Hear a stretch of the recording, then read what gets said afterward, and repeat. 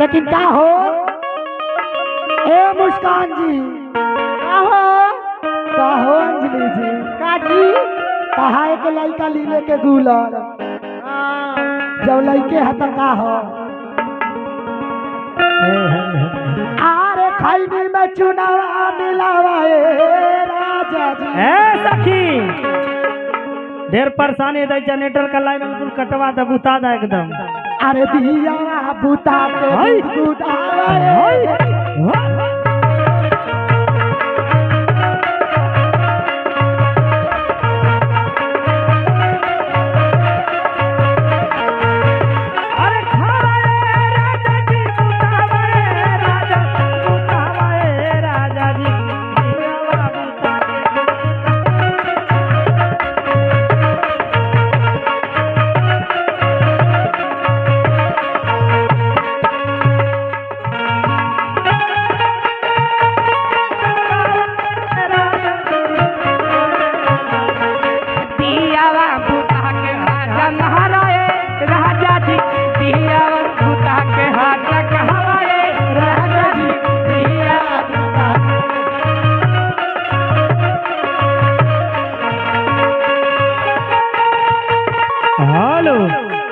hello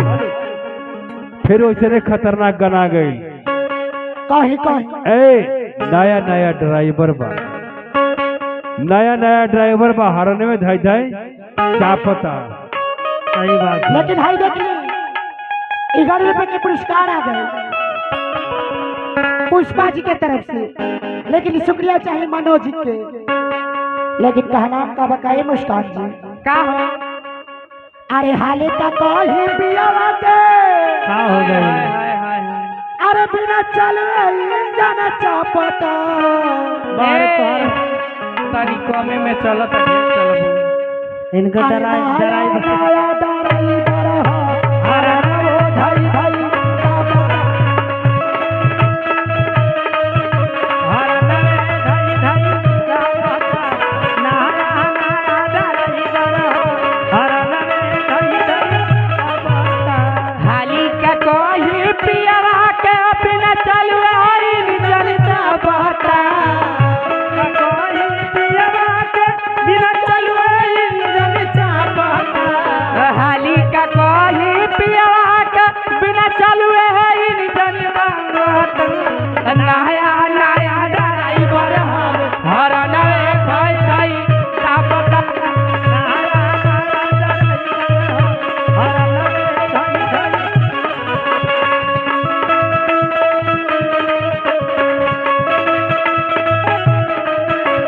जब जब धरे ले पी का पगड़िया गईस तेरी कहता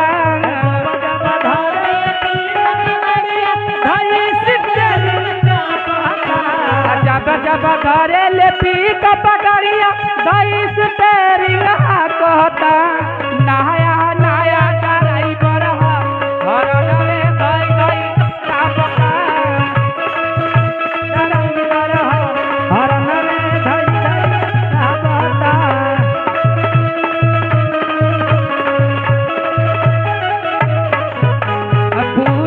पावे चुए नहीं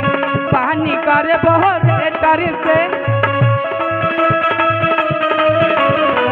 पानी करे भाई बहुत तंग जवानी रोज रोज के मैटर से रोज रोज के मैटर से बूझ न पावे चुए पानी कर बोरे तरसे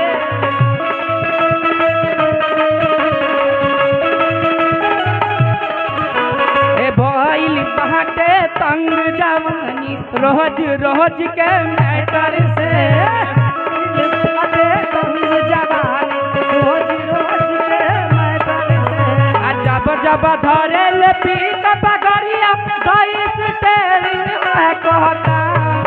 जब धरे ले पी का पगड़िया गईस तेरी नया नया ड्राइवर हो हर नवे भाई क्या पता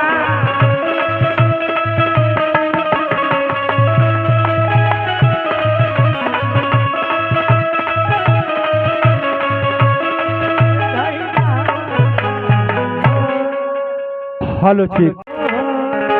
ऐसा ने हमर माई रहे कैसन देख ले हाथ बैठा लिया तो काहे तो के मार दिहली अरे माई हमके मरले बिया अरे खोड़नी से जरले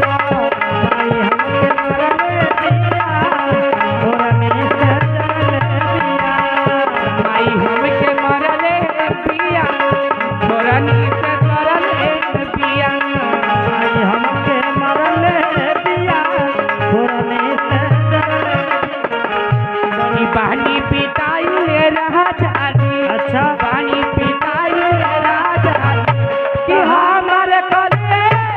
मोबाइल बा सिलाई ले आती कि हमारे